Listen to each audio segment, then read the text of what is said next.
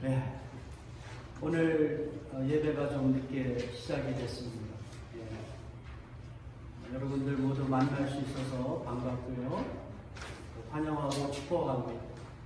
오늘은 특별히 예수님께서 예루살렘의 세 번째 마지막 입성하신 날을 기념하는 그러한 주일입니다. 우리는 이 날을 종려 주일이라고 이야기합니다. 그리고 이제 월요일부터 예수님께서 고난을 받으시고 그리고 십자가에서 돌아가시고 이러한 과정을 일주일 동안 기념하는 고난 주간을 보내게 됩니다.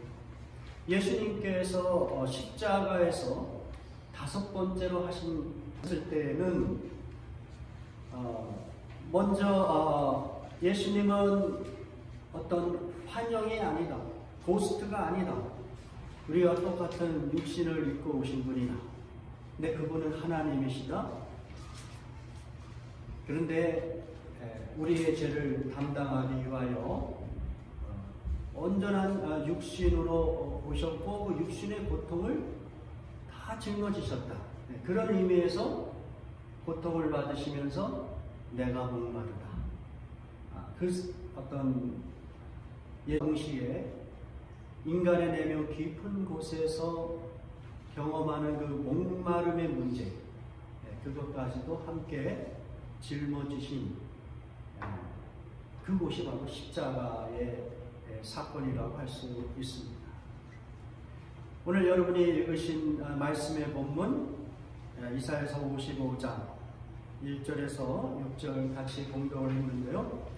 여기에서 우리 하나님께서 모든 목마른 자들을 당신에게로 초청하시는 것을 알 수가 있습니다. 이사야서 55장의 그 내용은 1차적으로 바벨론에 강제로 이주하여 이미 수십 년 동안 그 바벨론에서 생활하고 있는 유대인 2세들을 가리켜서 모든 목마른 자들이라고 이야기한 것입니다. 여러분, 정확하게 그 연도는 알 수 없지만 이제 유다라고 하는 왕국이 완전히 멸망하고 없어졌어요. BC 587년에. 그리고 많은 그 유대인들이 강제로 바벨론에 이주가 된 것이죠. 남의 나라 그 포로로 잡혀가서 수십 년이 이제 지납니다. 그것이 50년이 될 수도 있고 60년이 될 수 있고 아니면 70년이 될 수도 있는 그런 수십 년이 지났기 때문에 아마도 1세대들은 다 죽은 것 같아요. 그리고 이제 2세대 유대인들만 남아있는 그들을 향하여 하나님께서 뭐라고 말씀하셨냐면 목마른 자들이다. 그런데 여러분 생각해 보세요. 그 전 세계 경찰 국가의 어떤 역할을 하듯이 바벨론이 그런 나라란 말이에요. 유대라고 하는 그 작은 나라에서 경험할 수 없는 문명의 혜택을 받고 있는 나름대로 이제 50년, 60년이 지나면서 유대인 2세대들이 남의 나라 땅이지만 잘 정착하고 잘 살고 있는 거예요. 그들을 향하여 이제 하나님은 어떻게 말씀하시냐면 너희 모든 목마른 자들아 나에게로 와라 이렇게 도전하시는 것입니다. 이 이야기는 오늘날 특별히 우리 미국으로 이민 온 우리 한국인들의 2세들을 대입하여 적용해 볼 수 있다고 생각합니다. 1세대 우리 한인들은 영어도 잘 못하고 수십 년을 생활해도 적응하기가 쉽지 않은 그런 삶을 살지만 여기서 어릴 때부터 자라고 또 태어난 2세대들은 영어를 능통하게 잘하고, 그리고 이 미국이라고 하는 전 세계에서 가장 문명이 나름대로 발달한 세계를 주도하는 이 문명 국가에서 우리 2세대들은 훨씬 풍요롭고 안정적이고 또 미래가 어느 정도 1세대보다는 더 이렇게 견고해 보이는 그러한 생활을 하는 것이죠. 그럼에도 불구하고 오늘날 하나님은 우리에게 2세대들에게도 똑같은 그 말씀을 하실 것 같아요. 예? 그러니까 2500년 전에 하나님께서 바벨론에서 자란 그 2세대들에게 너희 목마른 자들아 나에게 와라 하셨던 그 메시지가 오늘날 경제적으로 또 문화적으로 가장 혜택을 누리고 있는 그런 세대라 할지라도 모든 세대들이 다 목마른 자들이다. 그러므로 너희들은 다 내게로 와야 된다. 그렇게 하나님께서 초청하고 계신다는 것입니다. 이러한 하나님의 그 평가, 여러분은 공감할 수 있습니까? 여러분 자신이나 우리의 2세대들이나 내 주변에 잘 나가는 사람들, 모든 사람들을 향하여 우리 하나님께서 너희 목마른 자들아 했을 때 거기에 공감할 수 있겠습니까? 공감하세요?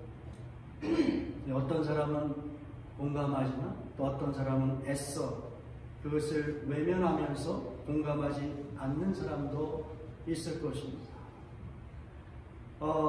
그러나 성경은 우리에게 분명하게 말씀하고 있어요. 모든 인간은 단순히 어떤 육체적인 갈증을 넘어서서 그 내면의 깊은 곳에 목마릅니다. 모든 인간은 다 목마른 자입니다. 그렇기 때문에 하나님께로 와야 된다. 이게 오늘의 메시지인 것이죠.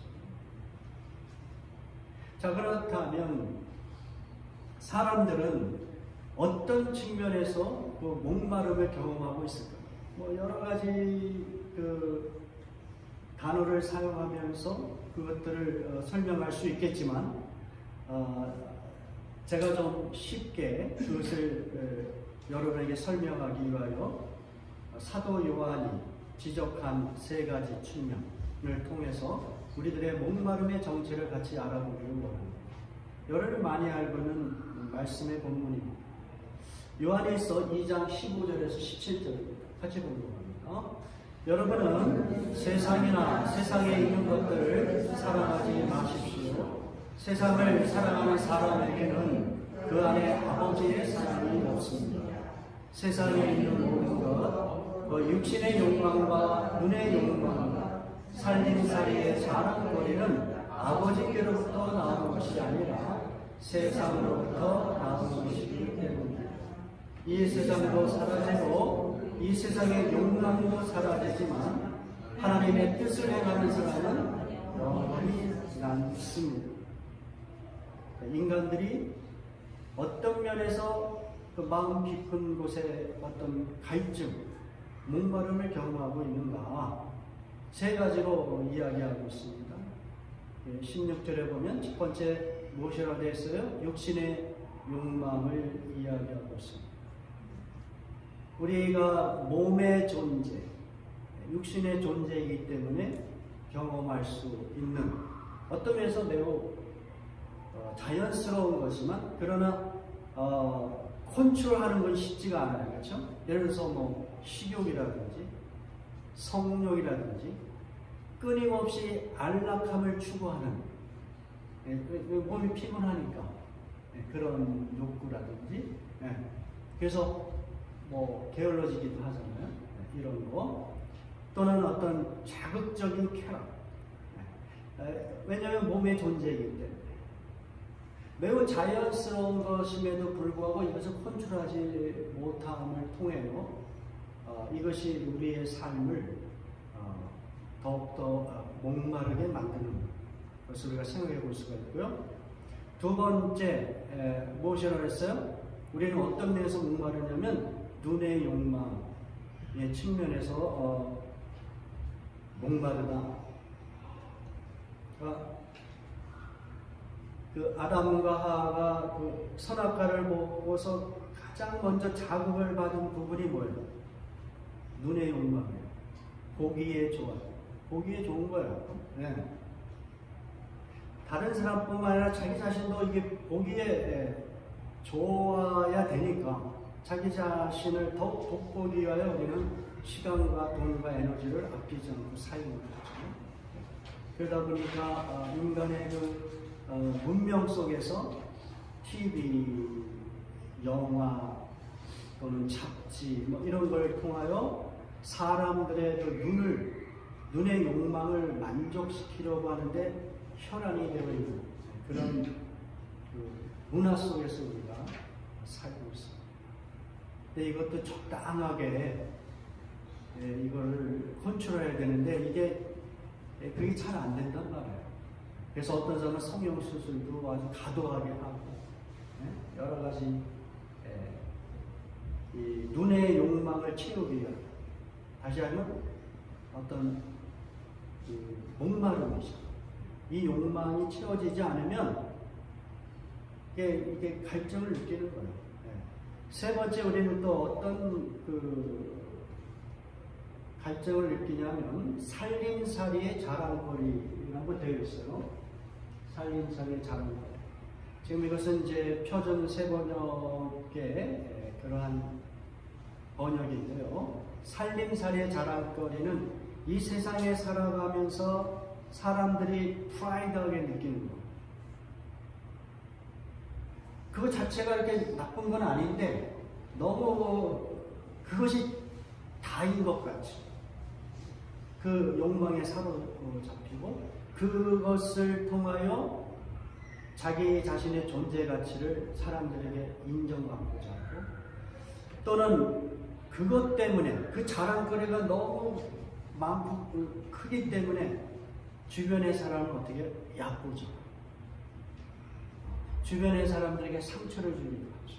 그것이 이 세상 속에서 우리가 어떤 면에서 프라이드를 느끼는, 자랑거리를 느끼는 것들의 모양이에요.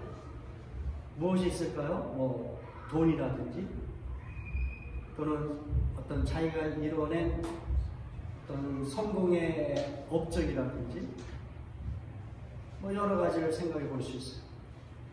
오늘 화면에 나와 있는 영어 표현을 우리가 한번 보죠. NIV 성경인데요. 거기서 살림살이의 자랑거리를 어떻게 풀어서 번역을 했냐면 The boasting of what he has and does, 이렇게 풀어서 번역을 했어요.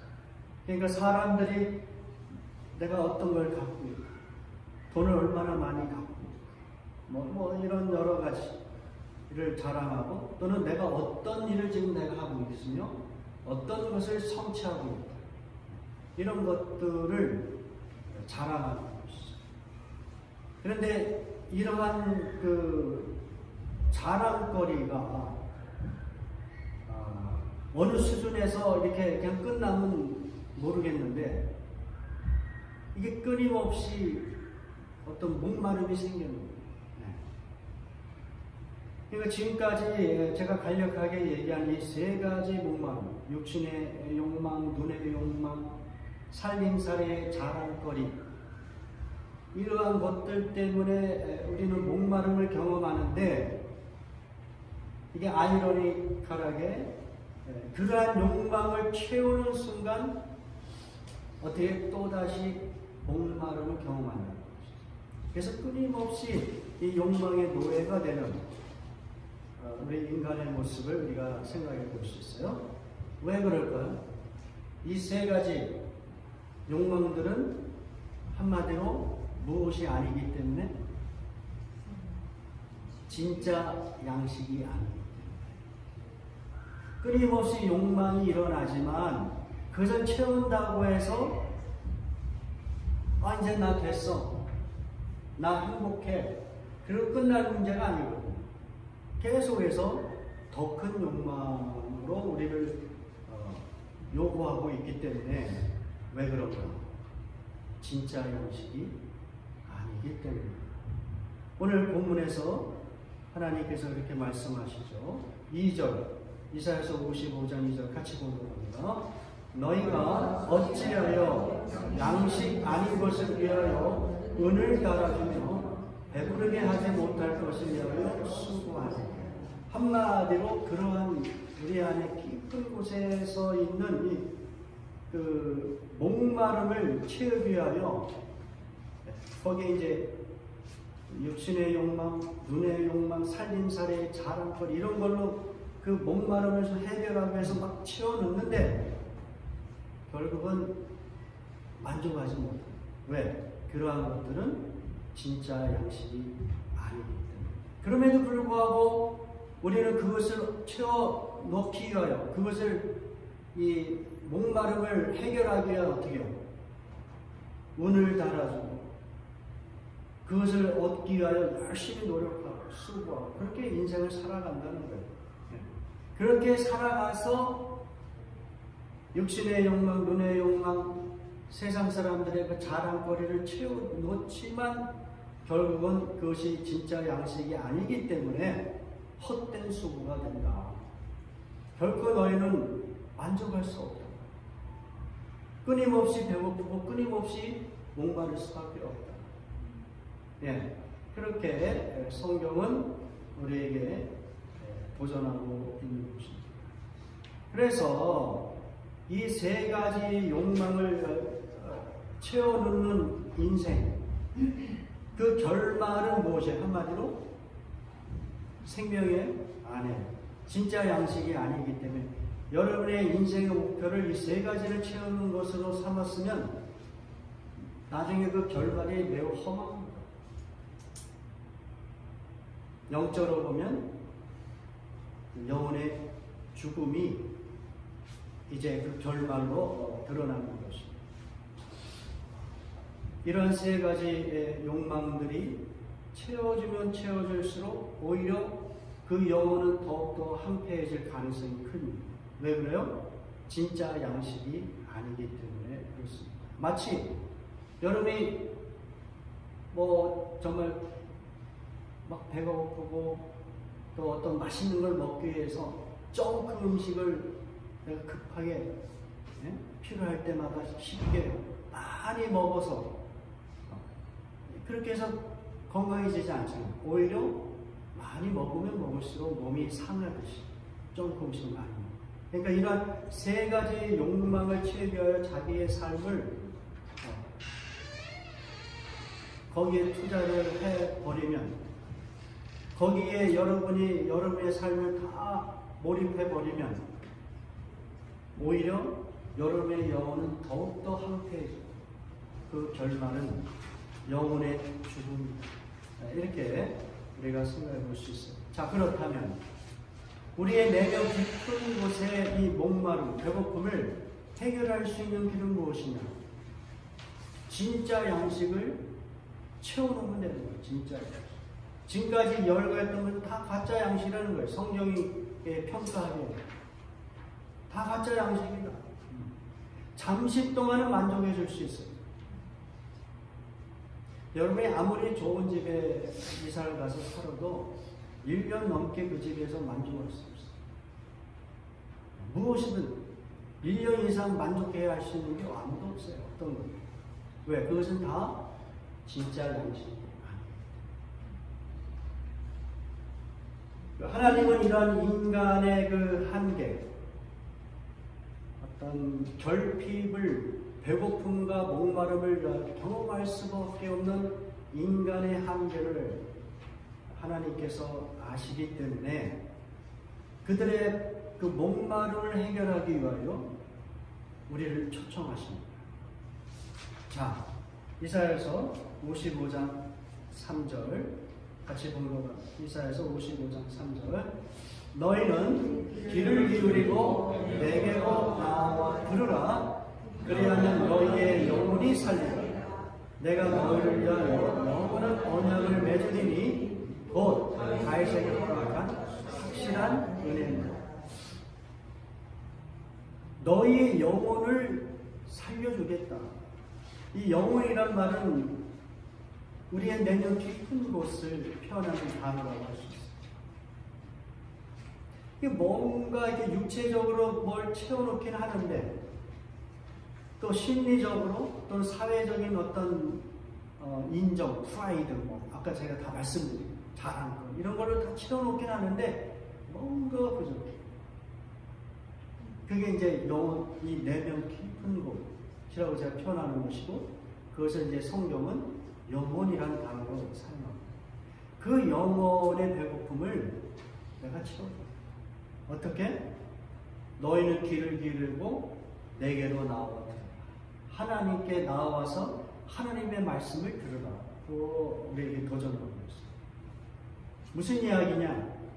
하나님께 나와서 하나님이 너희들의 영혼을 살려줄 수 있는 계약을 맺자는 거죠. 계약. 그 계약이 뭐냐면 뒤에 있는 말씀. 내가 너희를 위하여 영원한 언약을 맺으리라. 곧 다윗에게 허락한 확실한 은혜입니다. 무슨 이야기죠? 다윗은 이제 예수 그리스도, 앞으로 오실 예수 그리스도에 대한 모형이라고 할 수 있어요. 이 다윗의 후손을 통하여 이제 온 인류를 구원하실 메시아가 오실 텐데, 다윗의 후손을 통하여 오실 그 메시아를 통한 영원한 언약을 맺겠다. 그 언약은 뭐냐면 그 메시아를 통하여 너희의 영혼을 살려주는 언약을 맺겠다. 그 얘기합니다. 그래서 하나님께서 초청하십니다. 야, 목마른 자들아, 다 나에게라. 너의 인생의 가장 근본적인 부분,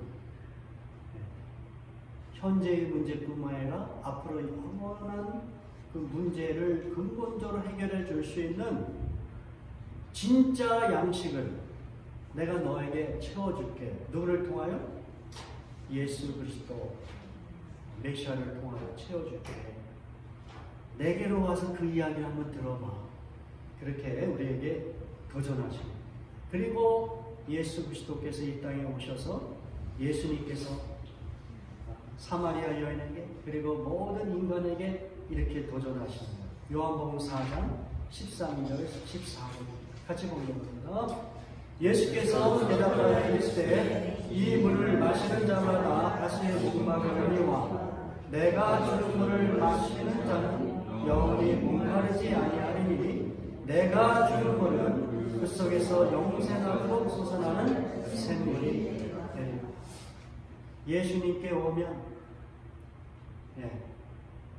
예수 그리스도를 통하여 결코 목마르지 않는 우리의 그 영혼을 살려줄 뿐만 아니라 그 영혼이 풍성하게 또 영원토록 그 완전히 전혀 질적으로 차원이 다른 그러한 삶을 살 수 있는 샘물이 되게 하겠다. 예수님께서 우리의 목마름을 채워주는 진짜 물이 되겠다.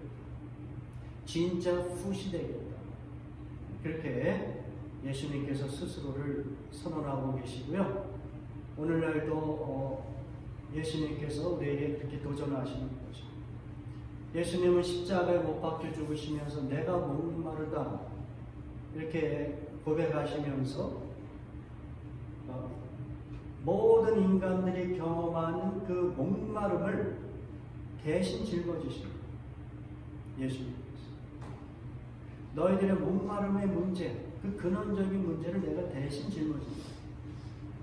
그러므로 예수님께 믿음으로 나오는 자는 누구든지 영원히 목마르지 않는, 배고프지 않는 샘물, 진짜 풋을 경험하게 하겠다고 예수님께서 우리에게 도전하고 계신 분이십니다. 여러분은 어떻습니까? 우리는 이미 예수님을 나의 구세주 주님으로 영접하고 있어요. 근데 우리 안에 여전히 목마름이 있고 배고픔이 있잖아요. 네. 목마름이 있고 배고픔이 있어요. 네. 그러나 우리가 이제 오늘부터 고난주간을 이렇게 경험하면서 예수 그리스도와 나와의 릴레이션십 한번 여러분이 좀 돌아보는 시간이 됐으면 좋겠어요. 내가 예수를 믿고 있는데 그분이 진짜 나의 그 영혼의 갈증을 해결해주는 생물이 되시고 진짜 푸시 되시는데 왜 나는 여전히 목마른가? 왜 배고픈가? 특별히 아까 세 가지 언급한 부분들 있잖아요. 육신의 정욕, 안목의 그 눈을 만족시켜야 되는, 우리의 시각을 만족시켜야 되는 그 정욕, 세상 사람들이 열광하는 그 자랑거리, 그 프라이드, 거기에 대한 갈증이 우리에게 여전히 남아있어요. 그것은 여러분이 예수 그리스도와의 관계를 얼마나 충실하게 갖냐에 따라서 어떤 사람은 배부르고, 그러나 예수 그리스도와의 릴레이션십을 전혀 생각하지 않고 그분과의 어떤 신실한 관계를 형성하지 않으면 여러분 믿지 않는 사람과 비슷하게 계속적으로 그 갈증과 그 배고픔 속에서 고민하는 삶을 살아요. 그런데 우리에게 이미 어떻게 해답이 주어져 있어요. 너 예수님 믿는다고 하지 않았니? 근데 왜 여전히 갈증하지? 왜 목마르지? 그럴 때마다 우리의 어떤 신앙의 상태, 예수 그리스도와 나는 건전한 신뢰 관계를 갖고 그분을 정말로 내가 신뢰한다면 그렇게 사람들이 막 열광하는 것에 내가 이렇게 목마를 필요가 있을까? 내가 그렇게 막 배고플 필요가 있을까? 그거 아무것도 아닌데 여러분이 가난하든 가난하지 않든 상관없이 누구든 예수 그리스도께 나오기만 하면 그 모든 갈증을 채워주십니다. 왜 그걸 경험하지 못하죠?